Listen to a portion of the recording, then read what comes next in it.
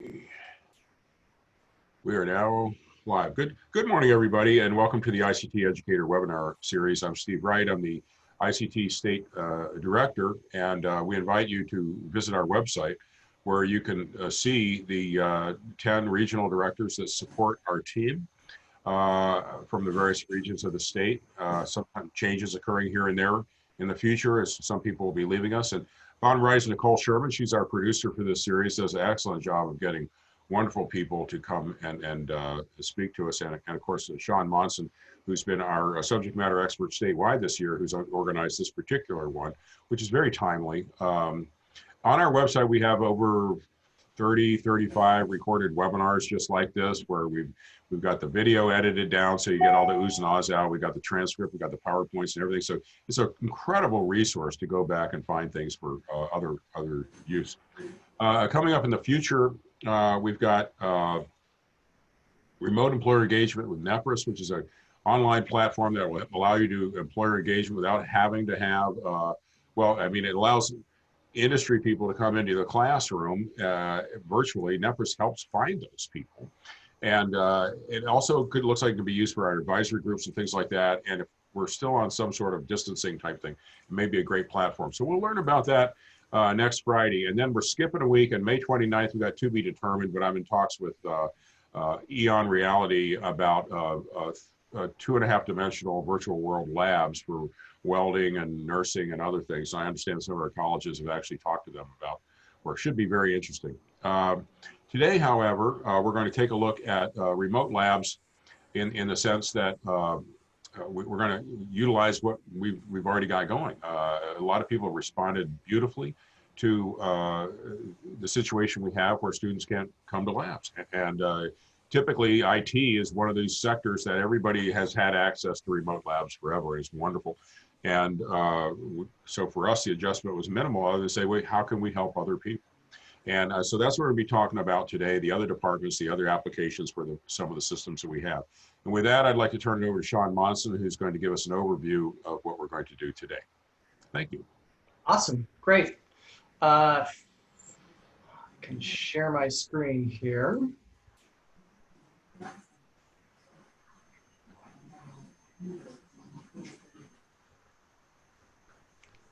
All right. So is it in presentation mode? No, not yet. What? No, not yet. It's not. You're still showing the stuff on the side.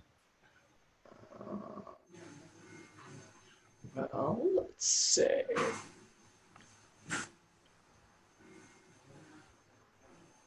Let's try that. Is that better? You got it. Awesome. Ain't technology grand? All right, so today, when it works, it's great. So today, Steve asked me to kind of set the stage for our speakers. I'm going to be really setting the context for the experiences that they're coming in to share. Today isn't about, us doing it the right way or whatever. We're just here to really share our experience in trying to meet our students' needs, moving from physical classroom into a virtualized classroom environment. So we're going to talk about kind of the process that we went through to do that, and give you a little bit of background. And then Christina and Richard will talk about specifically the things that we did to get our students working in a virtualized classroom. So these are the topics that we're going to cover today. I'll give you a little bit of background, talk about the challenge that we had. We'll talk about some of the characteristics of our students, some of the options that we looked at in terms of how to actually provide these labs, and then talk about, have Richard and Christina come in and actually give you real life examples of how we're doing it in our regions. So as you all probably know, we've been using virtual labs for a long time, specifically in the area of IT related courses. So A plus, Network plus, Security plus, all of those IT classes that we've had, we've got a well-worn path to virtual labs in that environment.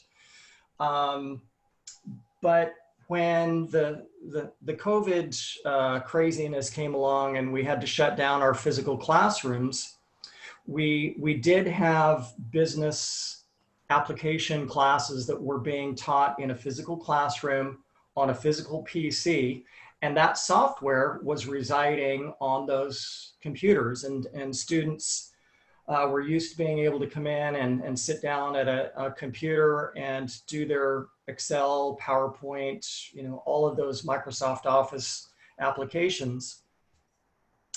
And so the question became, when we when we got hit with the pandemic and the order to move online, how do we provide those business applications and other non-IT labs in this new online context, in this new online environment?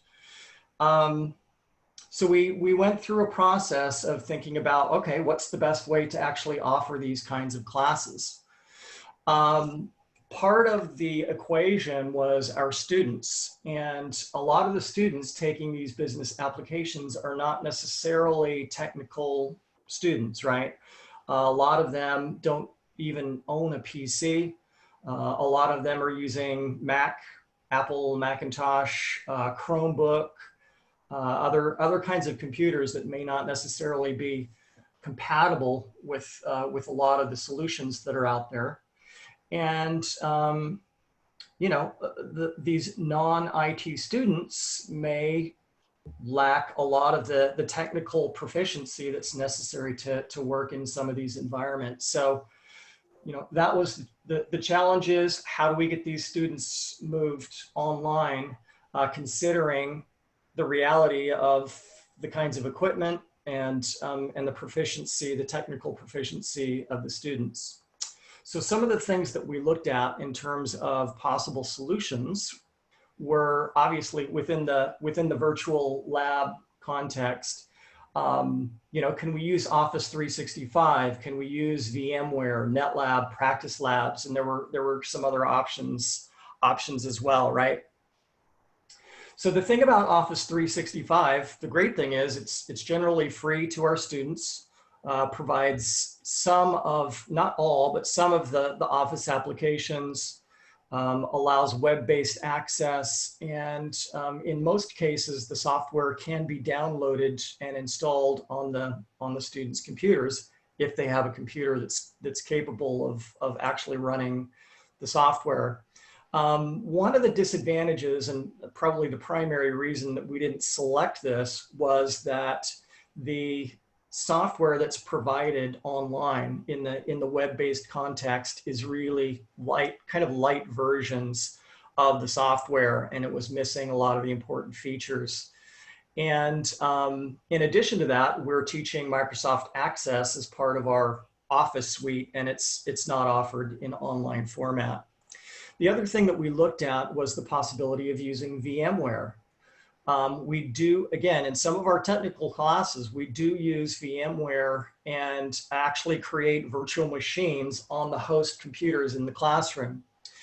And it's a great environment, but some of the disadvantages there are that it's got a really steep learning curve.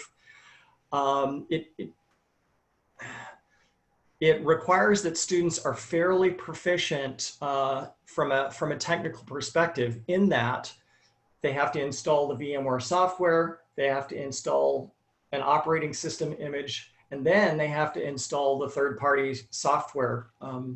So in this case, that's 3 layers of installation that students would have to go through to get a VMware solution going, and we just decided that was going to be too complicated. Another solution is Practice Labs. Practice Labs is a subscription-based, web-based service. Some of our regions are actually using Practice Labs, and they do have some off-the-shelf Office application labs. So for some regions, that might be an option for them to go ahead and choose that subscription-based service. Since we didn't have that service, it didn't really make economic sense for us to choose that. And then obviously NetLab. So for our two regions, the North region and then the Bay Area region, NetLab was the kind of the common sense solution for us. We have a very large installed base of NetLab, and it has the capability to provide custom labs. So we can actually go in and in the lab environment, set up whatever applications we want to run with, with some technical, caveats there. But pretty much we can go in and set up whatever environment we want in this pre-existing virtualized lab environment. The cool thing about NetLab is that it's web-based. So students on Chromebooks or Macs or whatever, as long as they have a browser, they can get to these labs and perform these labs. So it was a really good solution for us because it's already installed. We weren't going to incur any additional cost, and it hit all of those student segments that we had in terms of the kinds of students that we needed to give access to. And then finally, there are some other private online training vendors out there that have all kinds of Microsoft Office-based and Office-based training. Again, it's all subscription-based. So basically, you're paying anywhere between $50 and $150 per student to get access to those. Some of those are like Test Out, Udemy. So those are kind of pay as you go, and each student would be responsible to pay the subscription costs for those. And then finally, the last thing that we looked at, and we're still considering for some applications, is remote control, where you actually, through a program like GoToMyPC or Citrix or Windows Remote Desktop, we can actually remote into those classroom computers and run those applications remotely. Unfortunately, that has a lot of downside in terms of security. Oftentimes, the security folks on site don't necessarily want to provide access to those computers through their firewalls. So that's another reason that we didn't choose that option. Steve, did you have a question? Just a point I noticed in the chat line, Debbie Fields points out AWS Workspaces. Should add that to your list of options. And I encourage anybody else on the call who has experienced a remote lab that you're having success with, please share it in the chat. I mean, this is a evolving topic for all of us, and so we're happy to receive input. Yeah. Thanks, Debbie, for that. So anyway, just kind of with that overview or having set some context, would love to have Christina and Richard talk about their experiences implementing these applications. Christina is actually an instructor, part-time instructor at Sierra College, and was kind of on the leading edge for our college to get this up and running, and was really the driver for making this happen at Sierra. So Christina, if you could go ahead and take over, and then Richard, when she's done, if you could share your experience. John, you're too modest. We couldn't have done this without your leadership in getting us connected with NetLabs. We came up with a problem and you provided a solution. So let me go ahead and share my screen. Can you all see that okay? Looks good. Okay. So as John mentioned, I teach part-time. I teach the Applications Microsoft Office Sampler course. I come from a background of medical simulation and office technologies prior to that. We needed to find a solution for our students due to the COVID mitigation protocols. So we came up with the virtual computer solution. The resources that we typically would use for students who couldn't otherwise access were no longer available to us. So we'll talk a little bit about that, a little bit about the implementation and use of NetLabs. And we will talk a little bit about challenges, lessons learned, and some recommended resources for your students if you choose to utilize NetLabs within your facility. So what was the problem? The problem was access. Our students who use Mac OS cannot run Access natively on their machines. And typically we have maybe 2 or 3 students per semester in my sections that have Access. That have Mac OS, and so they can use the lab computers, they can use library, they can use local computers, they can use a friend's computer. But in this case, I had over 50% of my student population in 2 sections that were primary Mac users. So with COVID, we no longer had the alternative computers available to our students. And of course, this happened 2 weeks before we were starting the Access module. So potential solutions. We are fortunate that within our district, we were able to check out computers to our students, and that served some student needs. The students who didn't have a primary computer at all, or who only had a Mac computer, could check out a computer for the rest of the semester to get their work done. This is a finite resource. This is not something that necessarily could be available to all our students in a timely manner. We discussed the option of VMware, and I think Sean described very well why that is a solution we did not choose for our students. So the remaining option was the virtual computer using NetLabs. And this ticked all the boxes for our student need. It was free to students. They didn't have to download or install third-party software. It provided a learning environment that mirrored their textbook and the lecture that they were experiencing, and it served a large number of students. Additionally, some of our faculty were delivering material remotely, and they could work with their students simultaneously using NetLabs in a synchronous environment, as well as providing an asynchronous environment for course delivery for our students.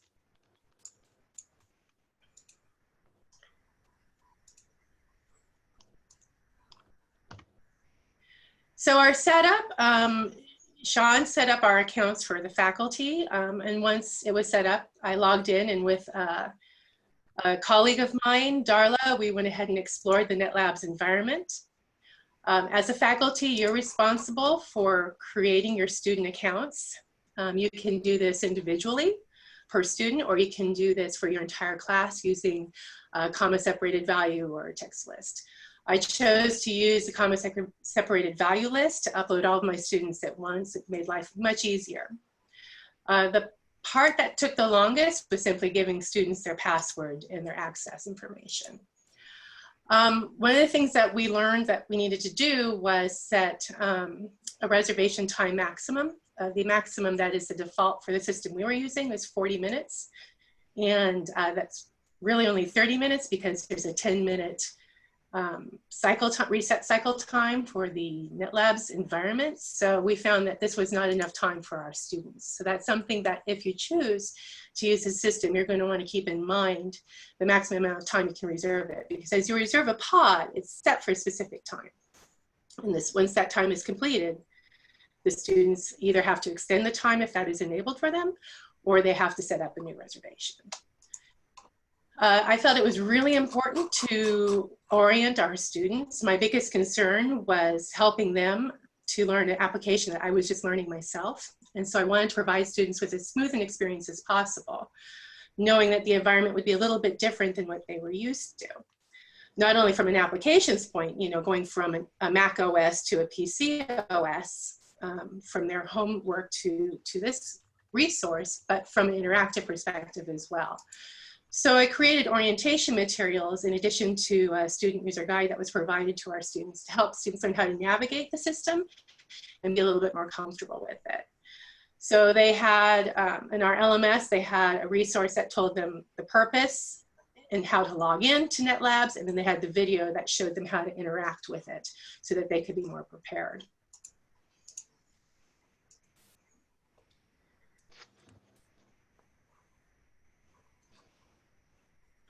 So the really neat thing about NetLabs is the students have a certain amount of control. They control when they can access the resource. They control when they schedule and how much time they want to schedule it for within the parameters that are provided in their maximum times.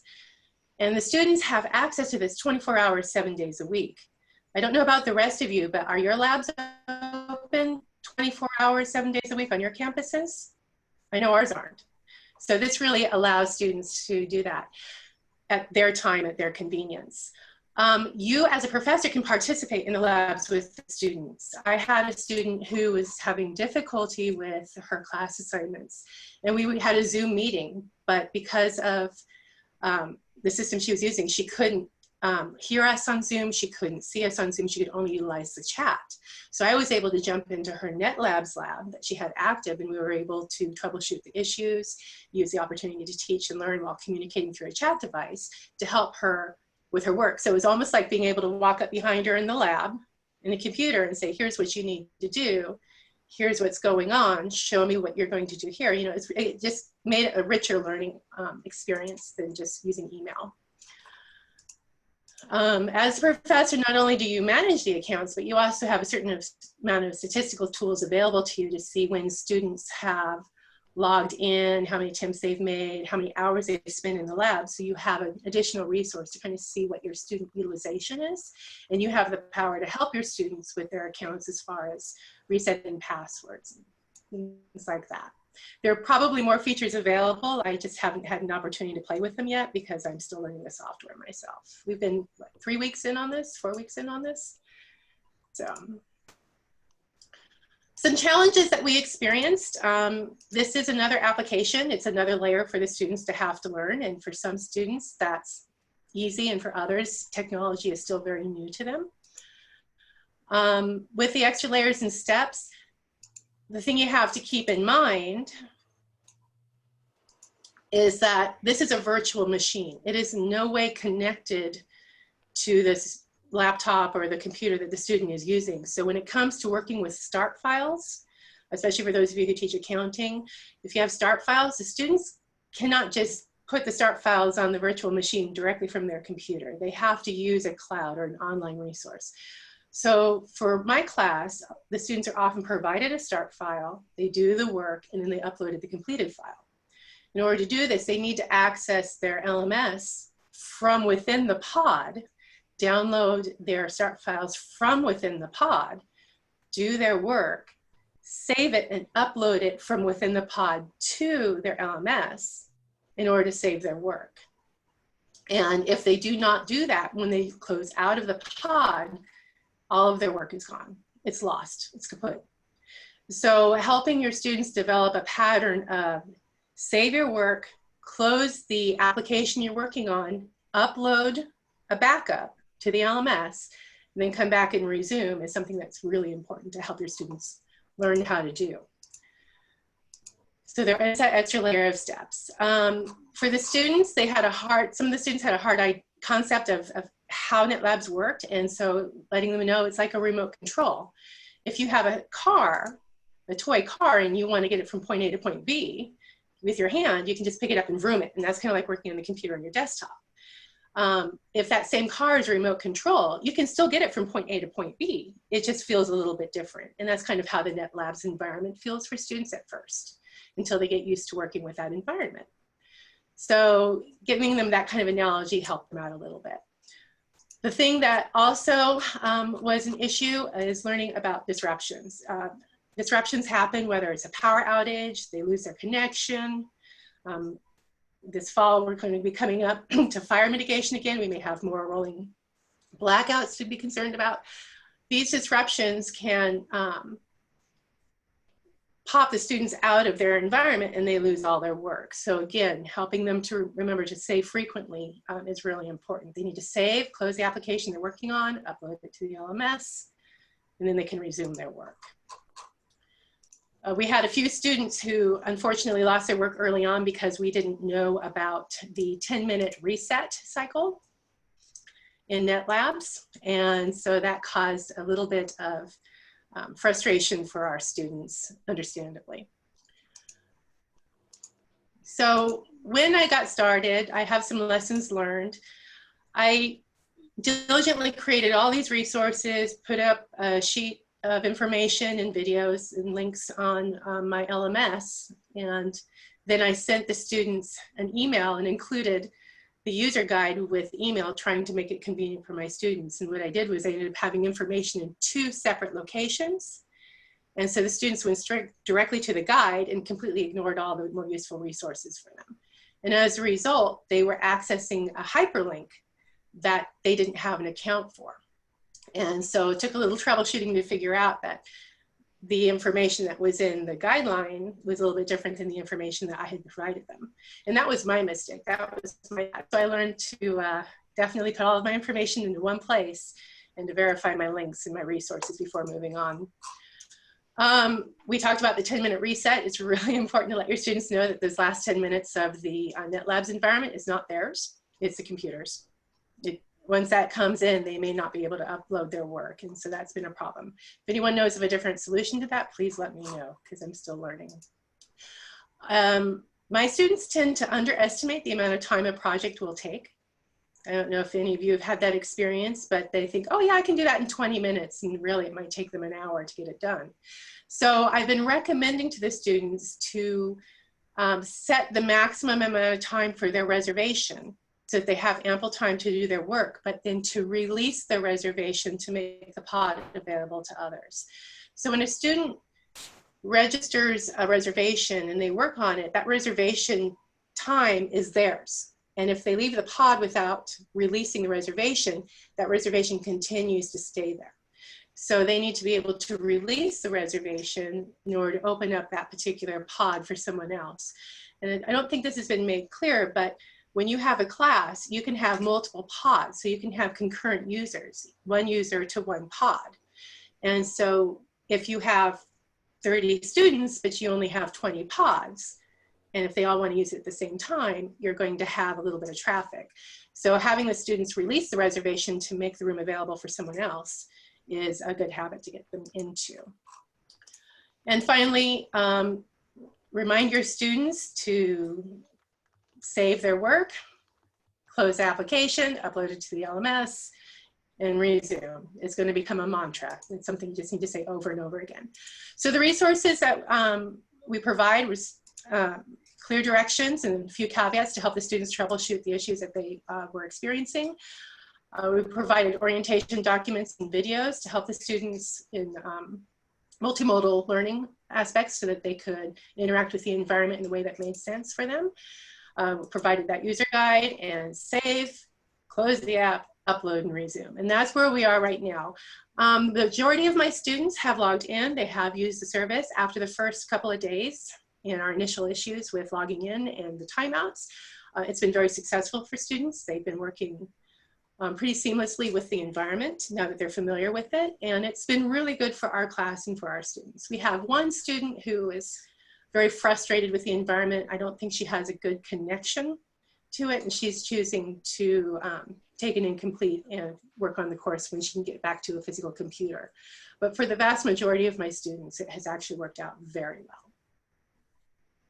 And so that's where we are. Thank you, Christina. That's great.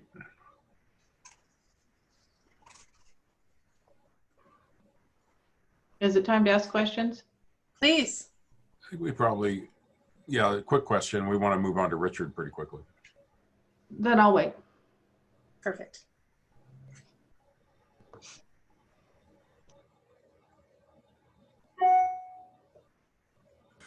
Thanks, everybody. Great job, Christina and Sean. Great introduction as well.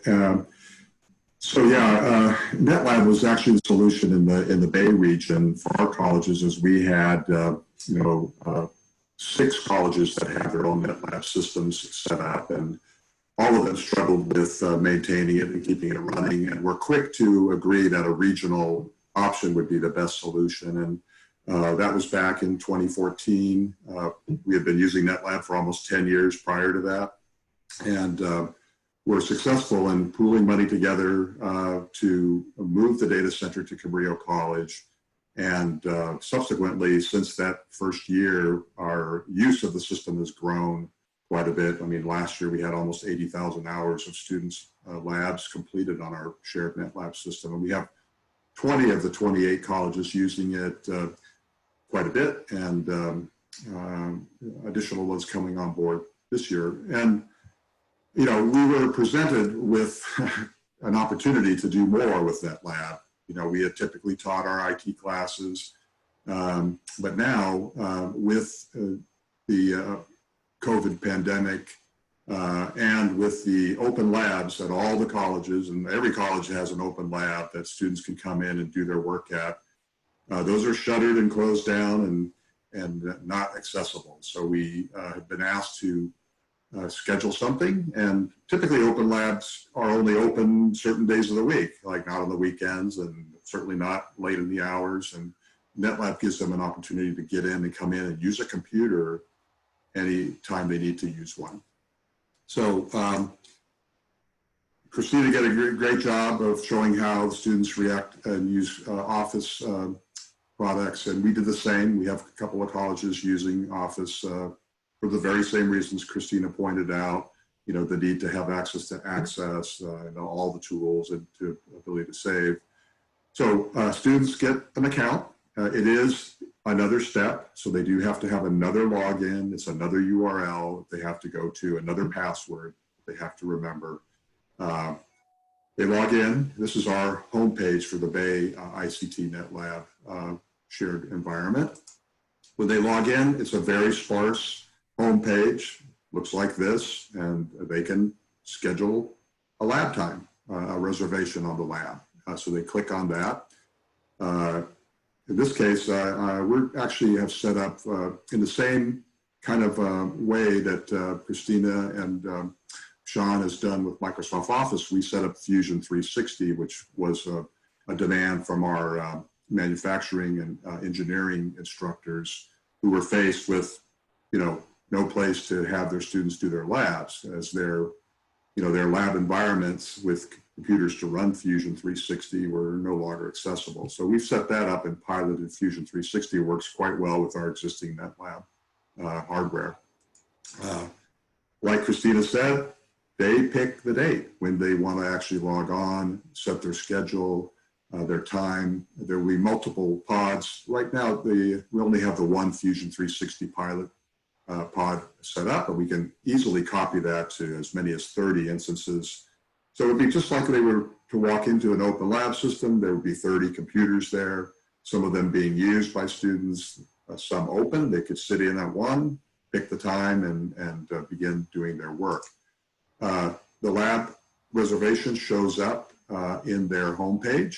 As soon as the screen access button lights up, they can click on that, launch the virtual machine, do their assignments. Now, the other thing is instructors see this as well and can log on simultaneously. So they can work synchronously with students who are working on a project and stuck, and instructors can help them directly with that. Once they launch the lab, we present them with a little interface. It's an icon. This is the PC that they've chosen to use.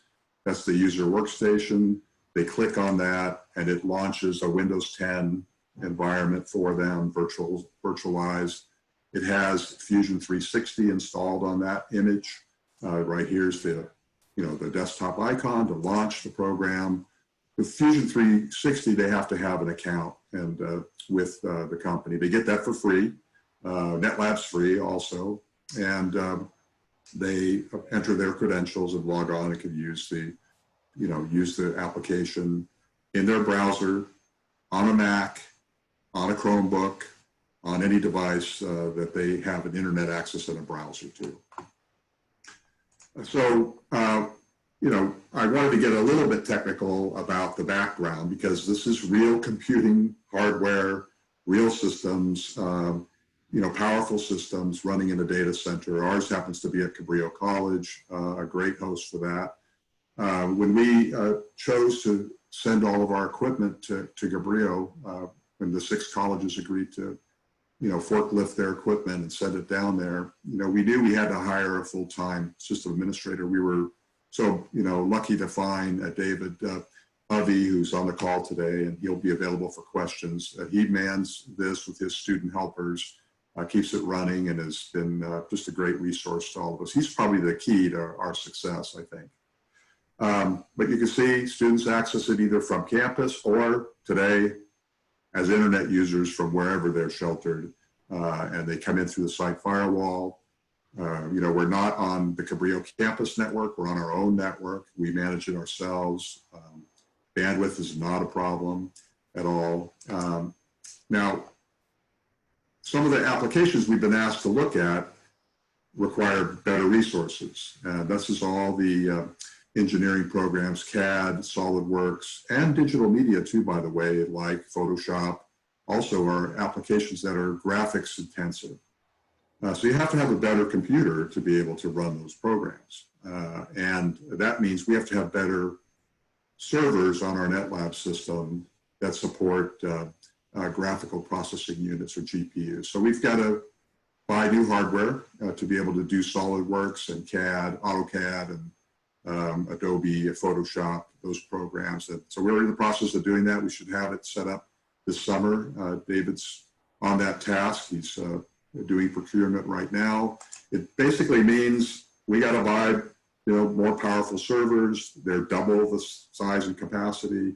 That one on the top in this image is a 2U server that holds the graphics capabilities to do those graphics applications. So we're going to add that to our existing NetLab. We'll have that piloted this summer, I think, David. Hope I'm not committing you to too much right now, but and then rolling it out in the fall to support our engineering programs who've been desperate to figure out ways to share.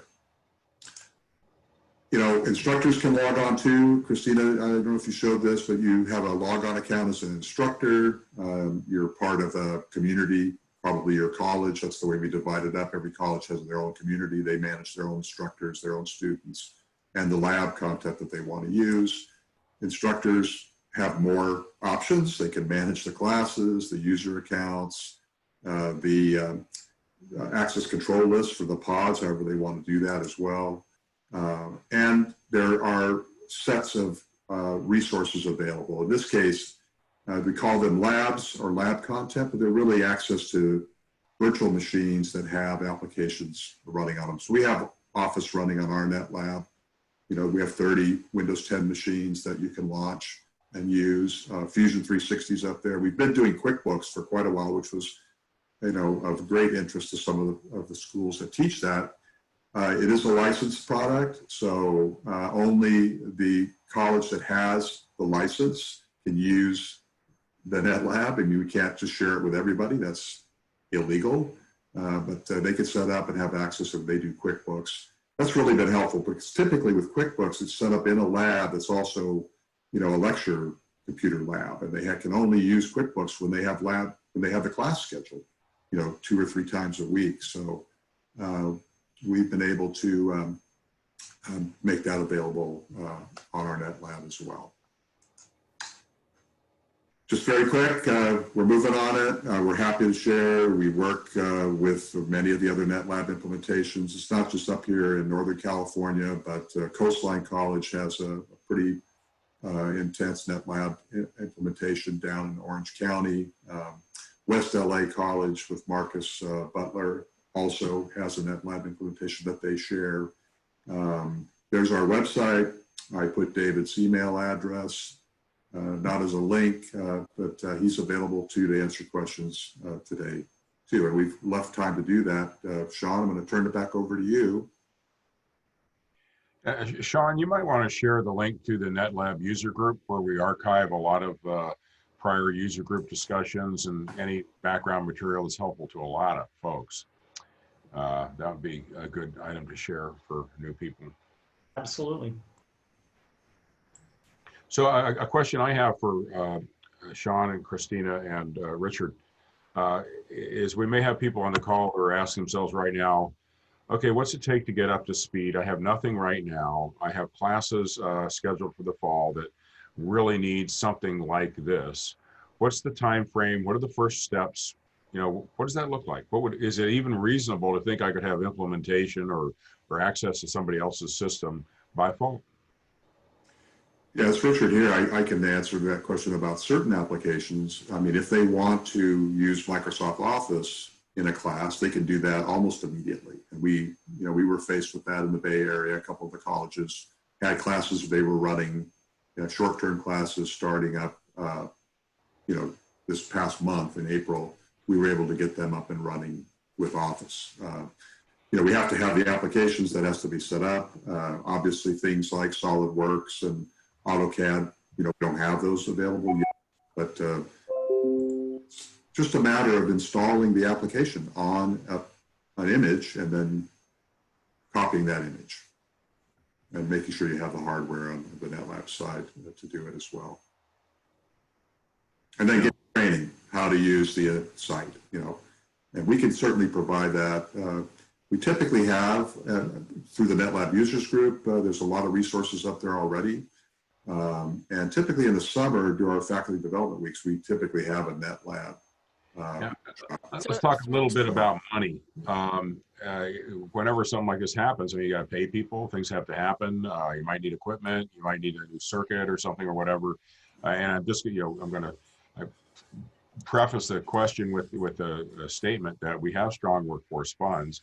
We have a lot in the regions that have not been used. And there's a real danger of this money being swooped up by the state and put back in the regular fund. So whatever the rules of engagement are in your region about accessing money, there's going to be probably a short period of time here where if you got a project that could help students as a result of this situation, you might want to bring it up. So I'd appreciate from our speakers any idea to how much money someone should consider budgeting to implement this. Well, I can speak for the Bay Area, and all the colleges in the 28 colleges voted their regional share of strong workforce program money to keep NetLab running. It does so every year. So they all use it for free. They use it for free. Their high school partners use it for free through their articulation and dual enrollment courses. We do have colleges that have an MOU with our NetLab system, so they do pay a fee. I can share that with you. It's not a lot of money to use it. Right now, we're giving it away at no cost through the summer. We're part of NDG's Give Back. So any extra resources we have, and we're nowhere really near our capacity to serve either with our data system. So we've got a lot of room to grow and add more use, especially with the virtual machines. The Cisco labs are different. Cisco labs are physical equipment. That's the limit there. But applications that we're running, we're in pretty good space, and certainly anybody wants to try it out for the summer can probably do that at no charge, and then we'll go from there. Steve, each region is different. So some of the regions do have access to NetLab resources. Some of the regions have chosen to use other options like the practice labs. So really the key is getting in contact with your regional representative and find out what region you're in and what resources you have. I have a couple questions. Christina, I'm assuming that you're using Office 2019? Yes, we're using the Office 2019 365. Okay. So Richard, I was just sort of chatting privately with David, and he has a Windows 10, but an Office 2016 pod. What would it take to get a Windows 10 Office 2019 pod? Well, you're having the right communication with David, Debbie, and I think, I think it can be done. I mean, it's, David would be the best to answer that. I think if you can install Office 2019 on your lab computers, you should be able to do it on a NetLab image as well. So he just needs the volume licensing that we use number. Is that what it is? Is this a licensing issue? Again, I think— I'll talk to David. Yeah, talk to David, but I thought the colleges all bought into licenses throughout the region. So right. I think okay. that usually covers us.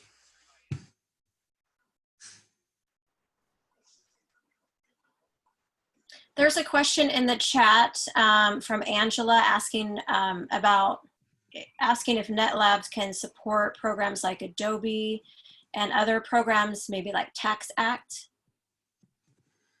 Yeah, so I can probably answer that. David's here too. I know we're looking at doing some of the Adobe products like Photoshop and Illustrator, but anything dealing with video editing is an issue with NetLab because, and David would be better to describe this, NetLab was designed for the lowest common denominator access, for remote access, for rural areas. So they had to manipulate that refresh rate on video. So it doesn't really work very well for video editing.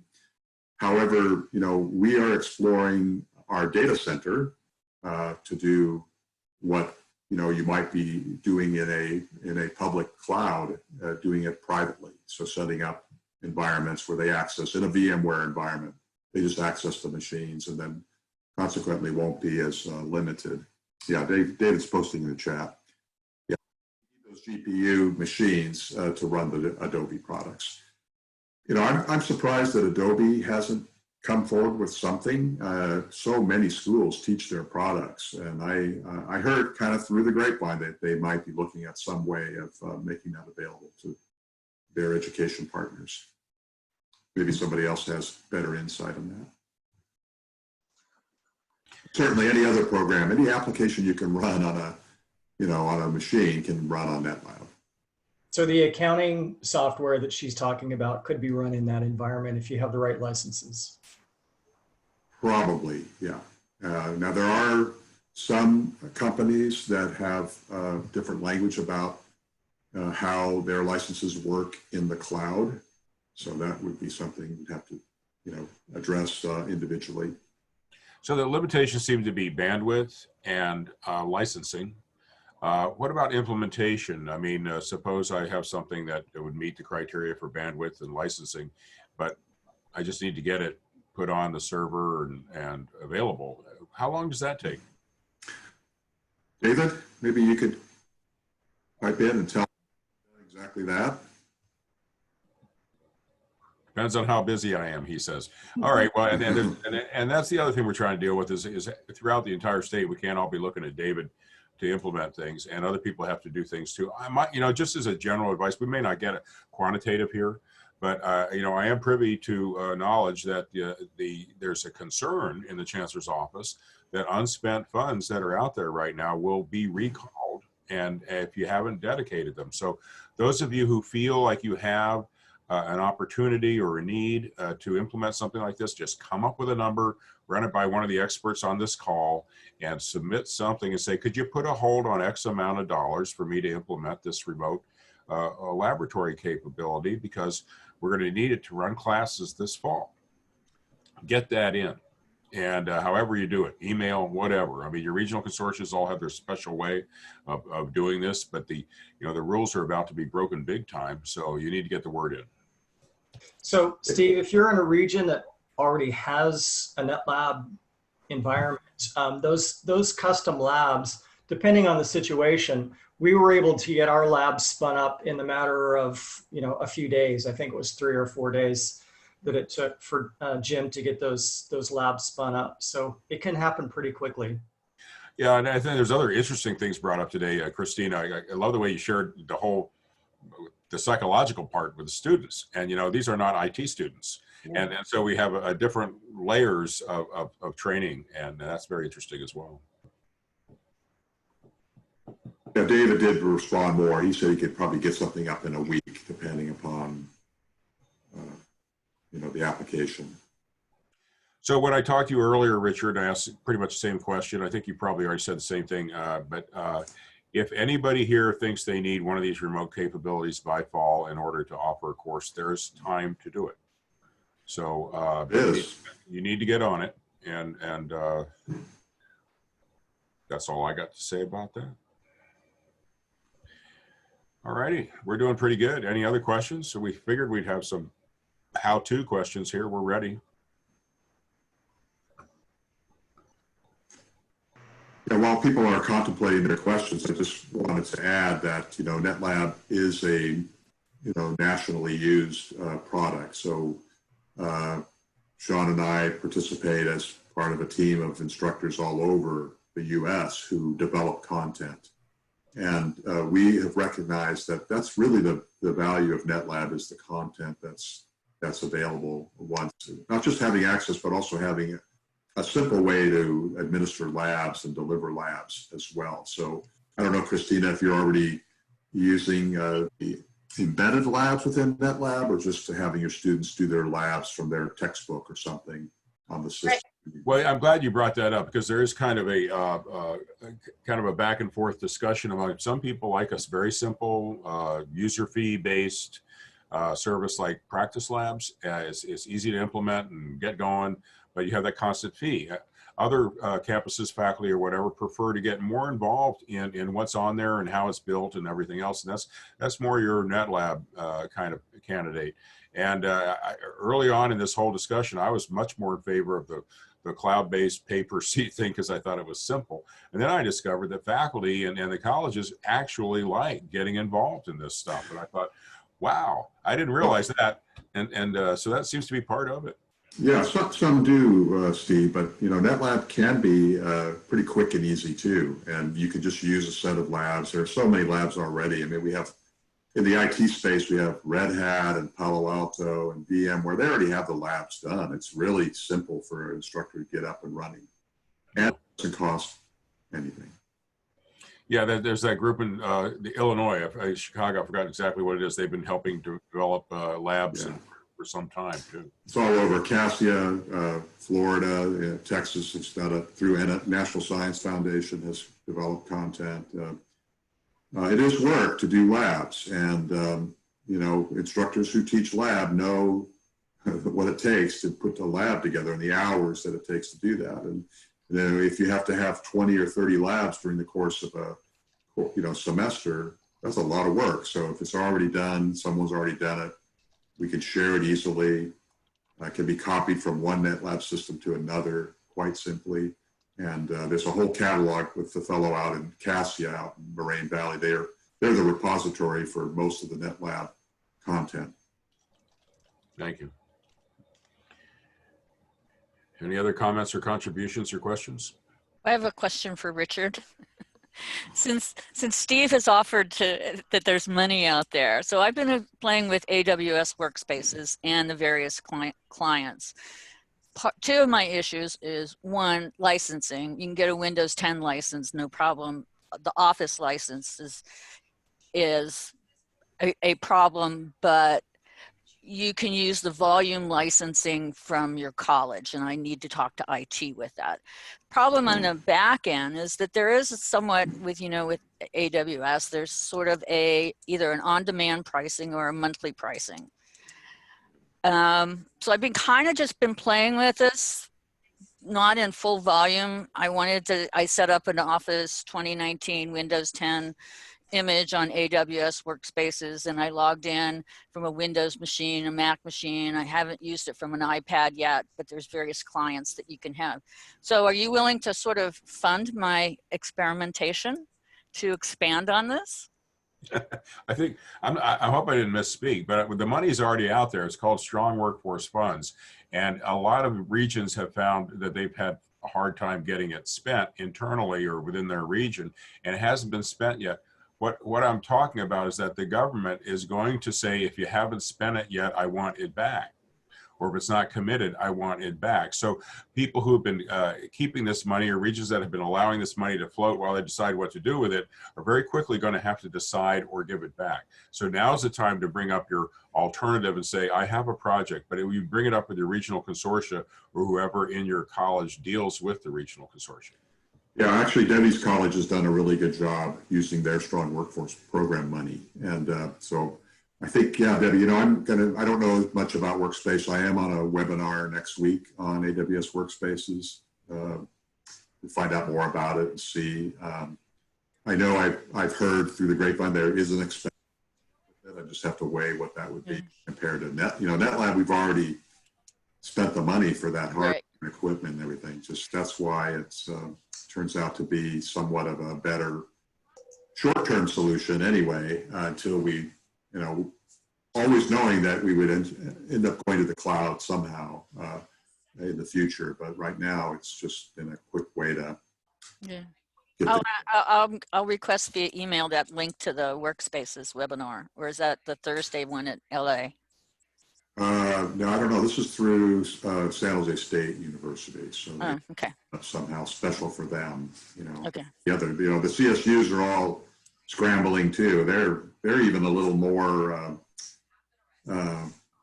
in a difficult situation than we are, as they're very traditional in a lot of the ways they teach things. Yeah, some of the CSUs are using Workspaces and AppStream type Yeah. stuff. Yeah.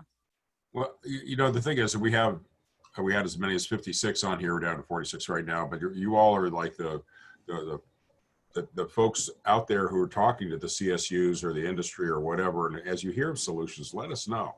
We're more than happy to share and put it on the website. This particular webinar will be archived on our website along with any other materials related to it. So if you come up with ideas or alternatives, or you find partnership opportunities with CSUs or K through 12s, let us know about them, because I think that's going to be the new way of going forward, is collaborating on some of these things. Any other final comments from our presenters?